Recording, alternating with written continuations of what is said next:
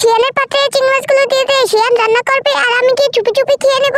আজকে সব চিংড়ি মাছগুলো শিয়ালের পাত্রে দিয়ে দেব, শিয়াল বুঝতেই পারবে না। এই তো শিয়ালের পাত্রে সব চিংড়ি মাছগুলো দেওয়া হয়ে গেছে, এখন আমি তাড়াতাড়ি লুকিয়ে পড়ি, আর না হলে আবার আমাকে দেখে ফেলবে। আরে তুমি যে চিংড়ি মাছ দিয়েছো আমি সব বুঝে গিয়েছি, এখন তাড়াতাড়ি চিংড়ি মাছগুলো নিয়ে এখান থেকে পালিয়ে যাই। আজকে আমি রান্না করব, কিন্তু তোমাকে খেতে দেব না। ওহো, অনেকগুলো চিংড়ি মাছ হয়ে গেছে আমার। তো শিয়ালের পাত্রে চিংড়ি মাছ দেওয়া হয়ে গেছে, এখন তুমি রান্না করো আর আমি গিয়ে খাবো। ওয়াও, বাজারে তাজা চিংড়ি মাছগুলো দিয়েছে আমাকে। বন্ধুরা, আমি চিংড়ি মাছগুলো পরিষ্কার করতে করতে তোমরা তাড়াতাড়ি ভিডিওতে লাইক সাবস্ক্রাইব করে দাও। কতদিন ধরে চিংড়ি মাছের বোনা খাই না, আজকে মজা করে এই চিংড়ি মাছটা বোনা করে খাবো। এই তো চিংড়ি মাছের রান্নাটা হয়ে গিয়েছে।